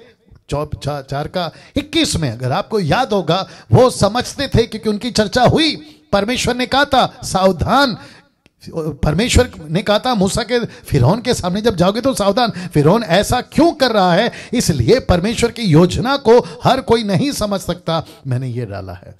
हर कोई नहीं समझ सकता। ये पब्लिक क्यों चिल्ला रही है? क्योंकि इनको परमेश्वर की योजना का एहसास नहीं है। लेकिन मूसा के साथ में 24 में बात, 4 के 21 में बात हो चुकी है कि सावधान रहना, जैसे ही तू वहां पहुंचेगा सावधान रहना, मैं फिरौन को कठोर करूंगा। इसलिए लिखा है कि परमेश्वर की योजना को हर कोई नहीं समझ सकता, वही समझ सकता है जो उसके साथ संगति करता है, और मूसा वही करने जा रहा है। आइए देखते क्या लिखा है। एक चीज जो परमेश्वर को बिल्कुल पसंद नहीं थी इजरायलियों की, आइए वो पहले बता देता हूं। वो कौन सी एक चीज है? उसको कहते हैं कुड़कुड़ाना। मैं जब इसको लिख रहा था ना रात में, या इसको तैयार कर रहा था, तो मैंने सोचा यह शब्द ही कितना अपने आप में विचित्र है। कुड़कुड़ाना, कुड़कुड़ाना, यह शब्द ही को लगता है यार क्या कुड़कुड़ कर रहा है तू। आ रही है ना बात समझ में? तो मुझे नहीं पता किसने ये शब्द का क्या कहते हैं, इजाद किया है, उपजाऊ किया है, या इसको इंटरप्रेट किया है, ट्रांसलेट किया है। बड़ा विचित्र ट्रांसलेट है। कहता है कुड़कुड़ाना, कुड़कुड़ाना। आपको पता है कभी कभी कुछ नाम अपोजिट होते हैं और कुछ नाम बिल्कुल सटीक होते हैं। किसी का नाम होता है आनंद ना, मेरा नाम आनंद है, लेकिन उसका मुंह देखेगा ना ऐसा लगता नहीं कि आनंद है। किसी का नाम शांति रहता है, लेकिन दूर तक उसके जीवन में शांति नहीं, उल्टा दिखती है क्रांति। यहां लिखा है कुड़कुड़ाना, वाकई में कुड़कुड़ा रहे थे। तो मेरा प्रश्न है, एक चीज जो परमेश्वर बिल्कुल पसंद नहीं करता इजरायलियों की, और वो है कुड़कुड़ाना। कहां लिखा है? यहां लिखा है जी। बहुत इजी है याद रखने के लिए। 1 कुरिन्थियों 10:10 लिखा है, और ना तुम कुड़कुड़ाए, ना तुम कुड़कुड़ाए जिस रीति से उनमें से कितने कुड़कुड़ाए नाश करने वालों के द्वारा नाश किए गए। कुड़कुड़ाए, हम नहीं कुड़कुड़ाएंगे जैसे ये कुड़कुड़ाए थे। और फिर वचन 3:10, इब्रानियों 3:10 लिखा है, इस कारण मैं उस समय के लोगों से रूठा रहा और कहा कि इनके मन सदा भटकते रहते हैं, और इन्होंने, मुझे नहीं पता आज टाइम पूरा होगा कि नहीं, इन्होंने मेरे मार्गों को नहीं पहचाना। इब्रानियों 3:11 से 14 कहता है, तब मैंने क्रोध में आकर शपथ खाई कि वे मेरे विश्राम में प्रवेश करने ना पाएंगे। हे भाइयों, चौकस रहो कि तुम में ऐसा बुरा और अविश्वासी मन ना हो, ऐसा मन ना हो जो जीवते परमेश्वर से दूर हट जाए। वरना जिस दिन तक आज का दिन कहा जाता है, हर दिन एक दूसरे को समझाते रहो। क्या समझाते रहो? धीरज रखो। क्या समझाते रहो? मत कुड़कुड़ाओ। क्या समझाते रहो? पेशेंस रखो। क्या समझाते रहो? सतावारा है, शांति से बर्दाश्त करो। आपको मिनिस्ट्री में तकलीफ है, बर्दाश्त करो। आपको तकलीफ है पैसों का, घर का, राशन का, आपको कपड़ों का, बच्चों का, फैमिली का, बर्दाश्त करो। परमेश्वर कहता है जो अंत तक धीरज रखेगा उसी का उद्धार होगा। क्या बात है दोस्तों, कैसा लग रहा है? नीचे टाइप करके बताते जाएं। क्या लिखा है? सर इस टाइम नेट बिजी चलता है क्या? आप क्या टाइमिंग चेंज करना कैसे? ओके, बाद में बात कर लेते हैं। वापस आते हैं। लिखा है एक दूसरे को बर्दाश्त, एक दूसरे को समझाते रहो। क्या समझाते रहो? ऐसा ना हो कि तुम में से कोई जन पाप के छल में आकर कठोर हो जाए, क्योंकि हम मसीह के भागी हैं। हम मसीह के भागी हैं, हम इसके उसके भागी नहीं हैं। हमारा हिस्सा, पार्ट यीशु के साथ में। देखो क्या गजब का चीज लिखा है ना। पहला कुरिन्थियों 10:11 वापस आ गया। परंतु ये सब बातें जो उन पर पड़ी, किन पर? अभी जो मैं बता रहा हूं, जो उन पर पड़ी दृष्टांत की रीति पर थी, एग्जाम्पल की रीति पर थी, और वे हमारी चेतावनी के लिए जो जगत के अंतिम समय में रहते, यानी हम, लिखी गई है। क्या बात है! मतलब मूसा की घटना से, मूसा के साथ जो हो रहा है, इजरायली जो कर रहे हैं, हम उससे कुछ सीख सकते हैं। यही तो बता रहा है। बाप रे दोस्तों, कैसा लग रहा है? कैसा लग रहा है? टाइप करके बताते जाएं। वाह, अप्रिशिएट करता हूं। कई लोग एक्सीलेंट है ना, सुपर, वंडरफुल, अप्रिशिएटेड। चलिए वापस आते वचन 22 पे। तब मूसा ने यहोवा के पास लौट कर कहा, मैंने कहा ना बेस्ट तरीका है, यहां पे सताओ, वहां पे सताओ, यहां पे प्रॉब्लम, यहां पे प्रॉब्लम। बेस्ट तरीका क्या है? एक ही तरीका, और वही तो मूसा ने किया, क्योंकि इसके पास में एक्सपीरियंस नहीं है, इसके पास में अनुभव नहीं है। इसने बोला ना इसके पास जाओ ना उसके पास जाओ। अरे यार वापस आना होगा। देखो यहां पे हो क्या रहा है, मैं वापस कनेक्ट करूंगा, मैं वापस कनेक्ट करता हूं। देखो यहां पे हो क्या रहा है, यहां पे इसको चिल्ला रहे, कहां गया? ओके, यहां पे इसको चिल्ला रहे, ऐसा श्राप यहोवा तुम पर दृष्टि करके तुम्हारा न्याय करे, ऐसा श्राप है ये, ऐसी चिल्लाहट है, ऐसी गुस्सा। ऐसे टाइम पे क्या करना है मैं बताता हूं। ऐसे टाइम पे बेस्ट तरीका है जो मूसा ने किया। कहां किया? यहां पे किया। कहता है तब मूसा ने यहोवा के पास लौट कर कहा। बेस्ट तरीका नहीं समझ में आ रहा ना? परमेश्वर के पास जाओ। यही तो उसने किया। हे प्रभु, तूने इस प्रजा के साथ ऐसी बुराई क्यों की? नंबर 1। नंबर 2, तूने मुझे यहां क्यों भेजा? वचन 23, जब से मैं तेरे नाम से फिरौन के पास बातें करने के लिए गया, तब से उसने इस प्रजा के साथ बुरा ही व्यवहार किया है, और तूने अपनी प्रजा का कुछ भी छुटकारा नहीं किया। बिल्कुल सही बात है। मैं भी होता यही कहता, आप भी होते यही कहते। बेस्ट तरीका है क्या? परमेश्वर के पास में। क्या यहां मूसा कुड़कुड़ा रहा है? नहीं, बल्कि वो तो बातें कर रहा है, जिसको कहते हैं प्रार्थना। जिसको कहते हैं प्रार्थना। यही तो लिखा है पहला पत्रस 5:7 में, अपनी सारी चिंता उसी पर डाल दो, क्योंकि उसको तुम्हारा ध्यान है। क्या बात है दोस्तों, कैसा लग रहा है जी? फिर कहता हूं, मूसा का बेस्ट तरीका यहां पे क्या था? परमेश्वर से बात करो। और यही तो परमेश्वर चाहता है कि मूसा मेरे पास आए और मुझसे प्रार्थना करे। यही तो परमेश्वर चाहता है, ताकि अनुभव में बड़े प्रार्थना के। यही तो परमेश्वर चाहता है। लेकिन दोस्तों मुझे अभी थोड़ा सा ट्रैक चेंज करना पड़ेगा। आजकल सब उल्टा हो रहा है। जैसी मुसीबत आए, मैं सबकी बात कर रहा हूं, सेवकों से लेकर चर्च के मेंबरों तक की बात कर रहा हूं। जो छोटे हैं उनकी, जो बड़े हैं उनकी, जो अभी के और जो तभी के, जो 8 के जो 80 के, सबकी बात कर रहा हूं। एक ही चीज, सबसे पहला जैसी मुसीबत आई, सबसे पहला डायरी ढूंढते हैं कि कौन सा पास्टर पावरफुल है, उसको नंबर लगाओ। बताइए। फिर साथ ही साथ ये भी ढूंढते हैं कि कौन सा इंटरनेशनल पास्टर है जिसको 1,000, 10,000, 20,000 का चेक या ड्राफ्ट या फिर कुछ ऐसा चिट्ठी या पैसा, जिसको कहते हैं प्रेयर सीड, SEED सीड, वो भेजें और वहां से वो प्रार्थना करें। और सो कॉल्ड, नाम तो खैर मैं लेता नहीं हूं, सो कॉल्ड, इशारा तो आपको मिल ही गया होगा, वो व्यक्ति जो पूरा परिवार सही टीवी पे आता है, आप समझ गए होंगे, वो वहां से एक लेटर भेज देता है और अपना सिग्नेचर किए हुए, जहां पे लिखा हुआ है कि परमेश्वर की शांति तेरे साथ है। ऐसा कॉपी पेस्ट तो हम भी कर सकते हैं। बस इतना है कि हमारे पास में ऐसा प्रसिद्ध नाम नहीं है। उनके पास में उसका लेखा तो प्रभु जबरदस्त लेगा कि कितने पैसे खाए, कितने पैसे उड़ाए, सबका लेगा। वो बात फिर कभी बात करेंगे। मत करो ऐसा। मैं रिपीट करता हूं, मत करो ऐसा। बेस्ट तरीका है परमेश्वर के पास आओ। यही मूसा ने किया, और परमेश्वर भी यही चाहता था कि मूसा मेरे पास आए, क्योंकि ताकत कहां से आती है? उसी से आती है। यीशु ने क्या कहा यूहन्ना 15:5 में? मुझे छोड़, मुझसे अलग होकर कुछ नहीं कर सकते, नथिंग, कुछ नहीं कर सकते।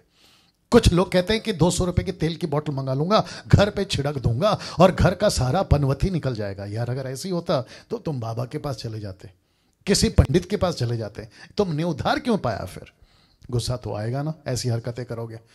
बाप रे। एक और चीज है जो मैं चाहता हूं कि मैं कनेक्ट कर दूं, और वह है, कुछ लोग कहते हैं मैं रात को सो नहीं पाता, बुरे सपने आते हैं, तो मैं बाइबल को तकिए के नीचे रख के सोता हूं। मैं आपको सच बताता हूं, मत करो ऐसा। मुझे बाइबल से कोई दिक्कत नहीं है, क्योंकि परमेश्वर का वचन है उसके अंदर। लेकिन ये जो मूर्खता है ना, जिसको कहते हैं सुपरस्टिशियस, अंधविश्वास, तकिए के नीचे बाइबल, मैं आपको कहूं उस दिन दुष्ट आत्माएं और शैतान ज्यादा आएंगे। पता है क्यों? क्योंकि उनको भी तो पढ़ना होता है ना कि क्या लिखा है। तुम घर पे क्रॉस मत लगाया करो। कहते हैं कि दुष्ट आत्मा है तो क्रॉस पहन लूंगा, या घर या जहां मेरा बेड है उसके ठीक ऊपर क्रॉस लगा दूंगा। हॉलीवुड मूवी में देखा होगा, वो पिक्चर है मेरे दोस्त, रियलिटी में नहीं है। दुष्ट आत्मा हर जगह पे। अभी मेरे कमरे में दुष्ट आत्मा, क्या बात करते हो? अभी मेरे कमरे में दुष्ट आत्मा, जो टीम बैठी मैं उनकी बात नहीं कर रहा हूं, अभी यहां मौजूद है। क्योंकि बाइबल कहती है आत्मा क्या है? हवा है, स्पिरिट है। तो वो यहां पर हैं, लेकिन वो जानती हैं कि किस पे अटैक करना है और किस पे अटैक नहीं करना है। तो फिर कुछ लोग कहते हैं कि घर पे प्रार्थना करवा देंगे ना, अभिषेक वाली प्रार्थना। ये कॉन्सेप्ट भी है आजकल। मेरा टॉपिक डाइवर्ट हो रहा है, क्या करूं? फिर भी बात करूंगा। मेरा घर पे अभिषेक वाला प्रार्थना, जैसे हिंदू लोग हवन करवाते हैं ना, जैसे मुस्लिम लोग कुछ नमाज पढ़ा लेते ना मौलाना को, या तावीज पहन लेते ना यहाँ पे पैर पे गले में, ना जाने कहां कहां, ऐसे हम लोग है ना अभिषेक वाला प्रार्थना करा लें। फिर पास्टर को लाते हैं, फिर घर पे खाना बनाते हैं, फिर पास्टर को पैकेट मिलता है। और ऐसे पास्टर, पैकेट वाले पास्टर, इसको कहते हैं envelope pastors. Envelope pastors, packet वाले पास्टर्स, ये फिर मार्केट में बहुत हैं ये लोग, और इनको बस यही काम है, आज मुझे इसके घर पे जाना है, सुबह का नाश्ता यहां, दोपहर का लंच वहां, शाम का चाय बिस्किट वहां, और रात का मटन बिरयानी यहां। अरे ये ना बात समझ में? महाराष्ट्रंस, मराठा में, महाराष्ट्र में तो तगड़ा चलता है। मैं तो कईयों को जानता हूं, एक आधा कॉल तो मेरे पास में भी आते हैं कभी कभी। हाँ गजब है साहब, गजब है। जरा सोच के देखिए क्या चल रहा है मसीह मार्केट में। मसीह मार्केट समझते हो ना? हाँ। तो बेस्ट तरीका है परमेश्वर के पास में। वचन 6:1, तब, अभी हम 6वें अध्याय पे आ गए। वचन, मेरे को पता 9 बज गए, फिर भी बर्दाश्त करिए। लिखा है, तब यहोवा ने मूसा से कहा, अब देख, अब तू देखेगा कि मैं फिरौन से क्या करूंगा। अब परमेश्वर यही तो वेट कर रहा था कि मूसा मेरे पास आए और मैं उसको बताऊं कि नेक्स्ट क्या करना है। और यही चीज हुआ, एक्सक्यूज मी, यही चीज हुआ। अब तू देखेगा मूसा, अब तू देखेगा फिरौन, माफ करे हारून, अब तू देखेंगे, तुम देखोगे इस्राएलियों कि मैं फिरौन से क्या करूंगा। ये जो टोन है ना, मजा आ गया होगा मूसा को। बोला बस यही तो चाहिए था, मैं तो चाहता हूं कि तू उसको दिखा, क्योंकि फिरौन ने इतना डरा दिया है ना इस्राएलियों को, मैं चाहता हूं कि तू दिखा। और एग्जैक्टली परमेश्वर ने वही टोन में बात किया, अब तू देखेगा मूसा कि मैं क्या करता हूं, जिससे वह उनको बरबस निकालेगा, मतलब सीधा निकाल देगा, और किसी तरह का कोई हिचकिचाहट नहीं होगी, उसको सीधा निकाल देगा। ठीक है ना? फिर कहता है वह तो उन्हें अपने देश में बरबस निकाल देगा। देखो 2 बार बोलता है, इसका मतलब क्या है? परमेश्वर को सब पता है, लेकिन बेचारा मूसा को नहीं पता। वचन 2, परमेश्वर ने मूसा से कहा, मैं यहोवा हूं। उसने कहा ना मैं नहीं जानता, उसको जाकर बोल मैं यहोवा हूं, मैं सर्वशक्तिमान परमेश्वर के नाम से अब्राहम, इसहाक, याकूब को दर्शन देता था, परंतु यहोवा के नाम से मैंने उन पर प्रकट ना हुआ। किस पर? अब्राहम, इसहाक और याकूब के लोगों पर नहीं हुआ। वचन 4, मैंने उनके साथ अपनी वाचा दृढ़ की है, अर्थात कनान देश जिसमें वे परदेसी होकर रहते हैं, उसे उन्हें दे दूं। वचन 5, इसी इजरायली जिन्हें मिस्री लोग दासत्व में रखते हैं, उनका करहाना भी सुनकर मैंने अपनी वाचा को स्मरण किया। वचन 6, इस कारण तू इजरायलियों से कहा मैं यहोवा हूं। कितनी बार? 2 बार। यहां कहता है मैं यहोवा हूं, फिर यहां पर कहता है मैं यहोवा हूं। अब आप सोच के देखो, जिसको उसने कहा मैं यहोवा को नहीं जानता, याद आ गया ना? मैं वचन 5 में, 5 में मैं नहीं जानता वो कौन है। परमेश्वर कहता है बस इसको बताऊंगा कि यहोवा कौन है। मेरे को अच्छा लगता है ये चीज। लिखा है तुमको मिस्रियों के बोझों के नीचे से निकालूंगा, उनके दासत्व से तुमको छुड़ाऊंगा, और अपनी भुजा बढ़ाकर, मतलब अपना भुजबल, आम, मजबूत आम बढ़ाकर सारी दंड देकर तुम्हें छुड़ा लूंगा, और मैं तुमको अपनी प्रजा बनाने के लिए अपना लूंगा।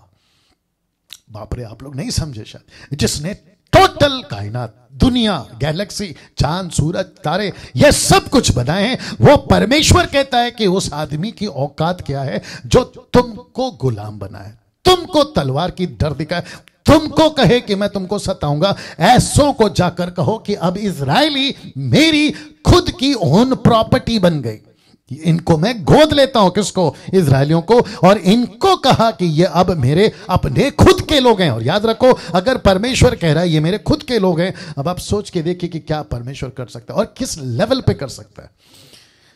बाप रे और कुछ बताने की इच्छा हो रही है, आप लोग मेरे को सपोर्ट करें जी, थोड़ा बर्दाश्त करें टाइम का।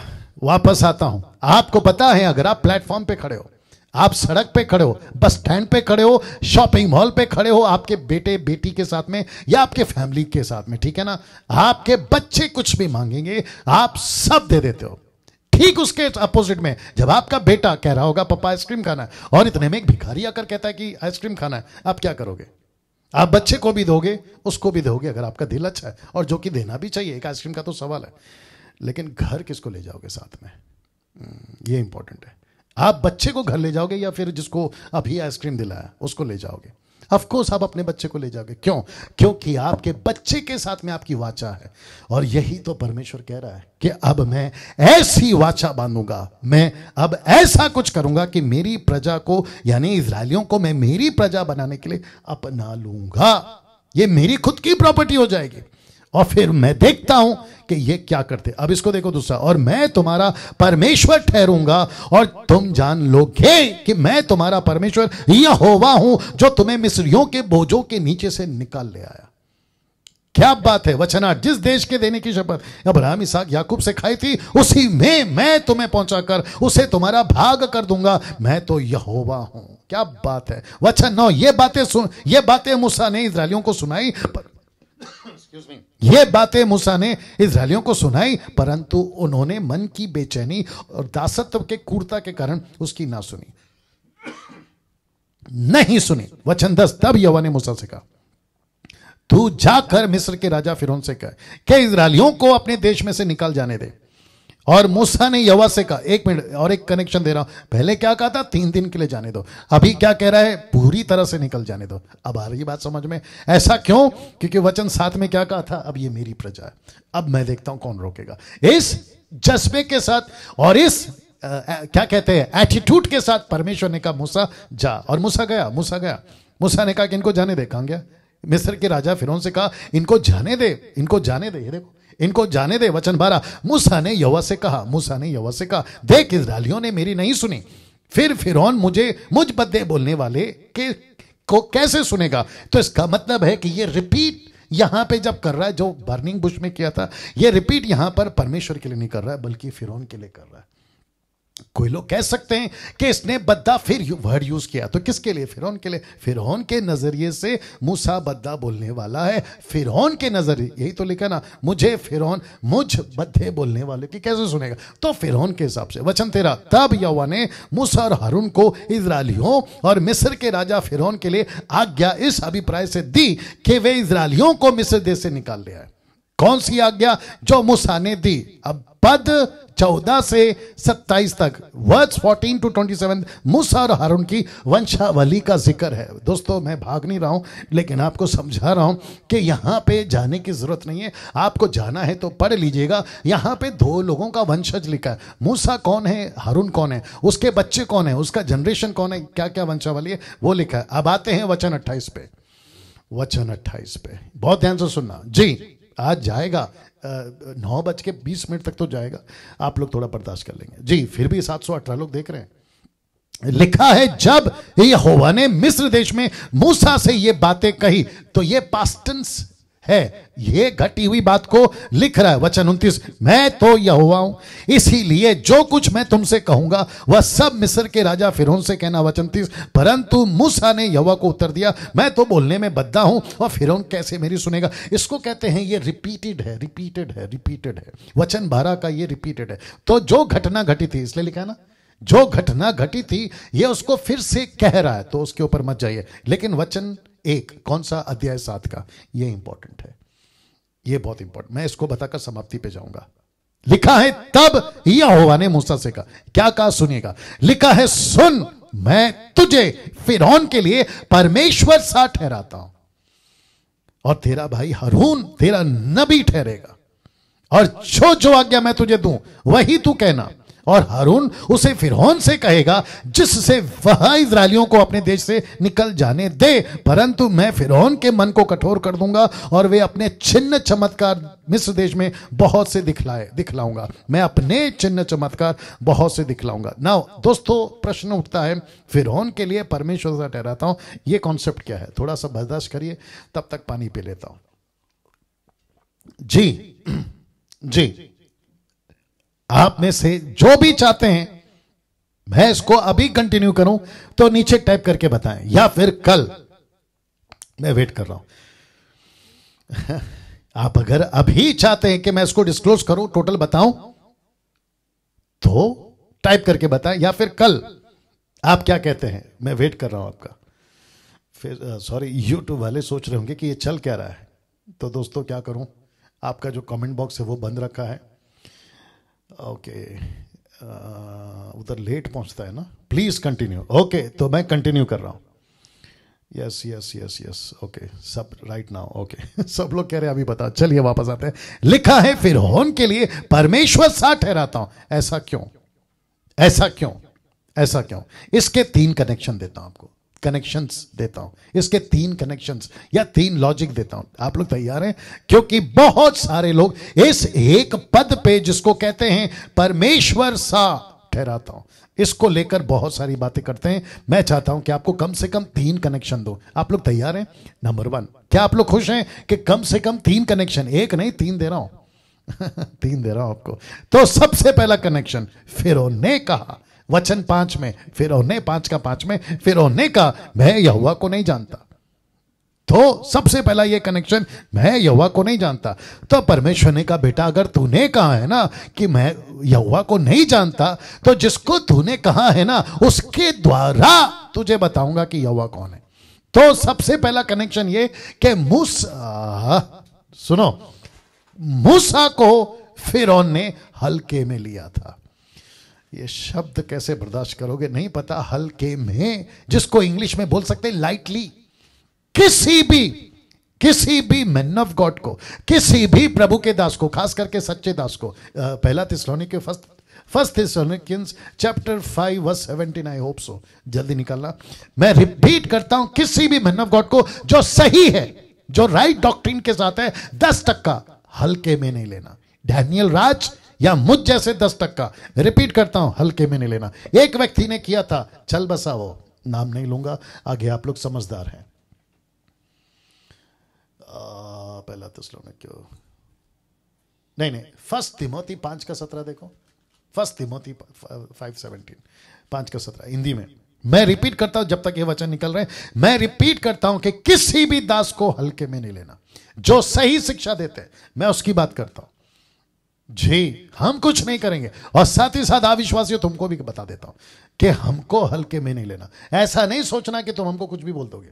जी, मिल गया। फर्स्ट तिमोथी 5:17, जो प्राचीन मतलब अध्यक्ष, सेवक, जो प्राचीन अच्छा प्रबंध करते हैं, विशेष करके वे जो वचन सुनाने और सिखाने में परिश्रम करते हैं, लिखा है 1 नहीं 2 गुना, डबल 2 गुना आदर के योग्य समझे जाए। इसका मतलब क्या है? परमेश्वर ने मूसा को ऐसा बनाकर खड़ा किया। फिरौन को बोला बेटा बहुत हल्के में लिया था ना, 80 साल का बुढ़ा लगा, लेकिन यही बुढ़ा तेरी पूरी बुनियाद हिला देगा। यही बुढ़ा मूसा, 80 साल का मूसा, जिसको मैंने भेजा है, परमेश्वर कहता है कि अब जा और उसको ऐसा पेश करवाऊंगा तुझे जैसा परमेश्वर खुद उसके सामने खड़ा है। क्या गजब कनेक्शन है दोस्तों। मैं फिर कहता हूं, तुम राइस बैग की बात करते हो ना, तुम अविश्वासी लोग, कि हमको राइस बैग दोगे, तुमको हम राइस का गोडाउन खरीद के दे देंगे, हमारी औकात मत बात करो राइस बैग की। और तुम क्या खरीदोगे राइस बैग में हमको। मैं उसके ऊपर नहीं आना चाहता हूं अभी फिलहाल। दोस्तों फिर वापस आता हूं। सबसे पहला कनेक्शन, परमेश्वर के सामने, माफ करे फिरौन के सामने परमेश्वर बनाकर उसको भेजने का कनेक्शन है, क्योंकि इसने कहा यहोवा कौन है मैं नहीं जानता। दूसरा कनेक्शन, फिरौन खुद सबके लिए देवता बना हुआ था। फिरौन खुद ईश्वर बना हुआ था। मैंने इसलिए देवता शब्द यूज किया क्योंकि ये वहां का कल्चर, वहां का कनेक्शन, ये वहां के लॉजिक के हिसाब से बात कर रहा हूं। और फिरौन के यहां यही सिस्टम चलता था। अगर कोई जाता था तो फिरौन कहता था ये मेरी आज्ञा है, जैसे परमेश्वर कहता था ये मेरी आज्ञा है, परमेश्वर ने कहा तो ये कहता था फिरौन ने कहा। तो ये इनकी सिस्टम चलती थी। तो फिरौन को यही भाषा समझ आती थी। तो परमेश्वर ने कहा कि ठीक है बेटा, तू बनकर बैठा है देवता, मैं भेज रहा हूं, मेरी जगह पर परमेश्वर कहता है मेरी जगह पे मैं मूसा को भेज रहा हूं। इसलिए लिखा है मैं तुझे परमेश्वर बनाकर भेज रहा हूं। ये सिर्फ मूसा तक रखने वाली बात है, मैं कनेक्शन दे रहा हूं उसका भी, ठीक है ना। तो एक हो गया, मैं यहोवा को नहीं जानता, अब जानेगा। दूसरा कहता है कि वो वहां सिस्टम चलता था क्योंकि फिरौन को लगता था कि मैं सबका देवता हूं तो मूसा क्या चीज है। तो परमेश्वर ने बोला बेटा ठीक है, इनको यही भाषा समझ में आती है तो इनको इसी भाषा में समझा। ये रहा तीसरा कनेक्शन जो कि बहुत ज्यादा पावरफुल है और बहुत ज्यादा रिलेवेंट और बहुत स्ट्रॉन्ग कनेक्शन है, और वह है मिनिस्ट्री पर्पस। Ministry purpose. परमेश्वर ने कहा कि मैं तुझे जो बना रहा हूं ना वो सेविकाई से संबंधित बना रहा हूं, क्योंकि मूसा के हाथ से बहुत से चमत्कार करवाना था। मूसा को नहीं बताया था कि मैं तेरे द्वारा लाल समंदर को चादर की नाई फाड़ दूंगा या फड़वा दूंगा, जो भी है। उसको नहीं बताया था कि जब तू लकड़ी मारेगा या हारून मारेगा तेरी लकड़ी को तो पानी लाल, वो तो खैर पता था, लेकिन मेंढक आएंगे, आंधी चलेगी, टिड्डियां निकलेंगे, ऐसा होगा वैसा होगा, ये उसको नहीं पता था। इसलिए परमेश्वर ने कहा कि अब क्योंकि डांट पड़ी थी ना, 5वें अध्याय में डांट पड़ी थी ना कि तुझे परमेश्वर देख लेगा। रखूं क्या, फिर बहुत पीछे जाना पड़ेगा। परमेश्वर तेरा न्याय करा, बोले कि नहीं बोले। तो परमेश्वर ने बोला ठीक है, अब मैं देख लेता हूं मूसा को। तो ऐसा देखा, मूसा भी ताज्जुब, ऐसा देखा, बोला बेटा तेरे को मैं मेरी तरह बनाकर भेजता हूं। इसको कहते हैं मिनिस्ट्री पर्पस। दोस्तों कैसा लग रहा है, टाइप करके बताते जाएं। गजब की बातें, गजब की बातें। और फिर लिखा है अब यहां से प्रॉस्पेरिटी गॉस्पेल प्रीचर्स वालों ने यह कह दिया कि हम भी परमेश्वर है। यह गलत है, यह टोटल गलत है। बहुत सारे प्रॉस्पेरिटी प्रीचर्स हैं जिनको मैं जानता हूं, नाम नहीं लूंगा, देश और विदेश से मैं जानता हूं, एक एक का नाम जानता हूं, मैं उनका नाम नहीं लूंगा, लेकिन आपको अवेयर करता हूं, आपको चौकन्ना करता हूं, कैसे किसी भी प्रॉस्पेरिटी गॉस्पेल प्रीचर्स के किसी भी स्टेटमेंट पे नहीं आना कि हम भी परमेश्वर है। परमेश्वर ने मूसा को कहा था, मूसा तक ही रखिए। अगर हमको परमेश्वर अपना बेटा बेटी कहता है, यह कितनी बड़ी बात है। हमको कहता है कि हम उसको अब्बा पिता बुला सकते हैं ना। मैं ये भी रख देता हूं, आपको जो समझना है समझ लीजिए या समझिए, लेकिन यहां कॉन्टेक्स्ट अलग है। तो जब आप स्क्रिप्चर कोट करते हैं ना, एक्सोडस 7:1, निर्गमन 7:1, तो इसको कोट नहीं करना। कोई और रेफरेंस है तो वो बता दो जी। आप कहां से निकालोगे? जॉन 10:34 मुझे मालूम है। आप भजन संहिता का कनेक्शन निकालोगे, मुझे मालूम है। आप पहला यूहन्ना 3:1 निकालोगे, मुझे मालूम है। वो सब पढ़ के बैठा हूं। इसलिए तो कहता ना कि जिसको 18 पता है 17 मत सिखाओ, 19 सिखाओ, पैर के पास बैठ के सीखूंगा। तो वापस कहता हूं कि तीसरा कनेक्शन है मिनिस्ट्री पर्पस। ये मूसा को कहा था, सबको नहीं। हम क्या होंगे आप तो अंदाजा तक नहीं लगा सकते। हम क्या होंगे? हम यीशु की दुल्हन है, हम यीशु की क्या कहते हैं, ब्राइड है। वो हमारा ग्रूम, हम उसकी ब्राइड हैं। कलीसिया, इससे कई ऊपर पद परमेश्वर हमको देता है। उसको समझो पहला। किसको क्या कहा? परमेश्वर। हम छोटे, एक मूर्ख आदमी, नाम नहीं लूंगा, एक मूर्ख आदमी कहता है बंदर को बंदर पैदा होता है, कुत्ते को कुत्ता पैदा होता है, बिल्ली को बिल्ली पैदा होता है, घोड़े को घोड़ा पैदा होता है, शेर को शेर पैदा होता है। हम परमेश्वर ने हमको पैदा किया है तो हम परमेश्वर है। अच्छी बात है, लॉजिक अच्छा है, आपका मजा आता है, ताली भी बजा सकते हैं, लेकिन रियलिटी क्या है? तुम 5%, 5 ज्यादा हो गया यार, 1% भी परमेश्वर वाली हरकत करके बता। और तुमने जिसने कहा ना ये स्टेटमेंट, मैं उसको भी जानता हूं, ऊपर से नीचे, अंदर से बाहर।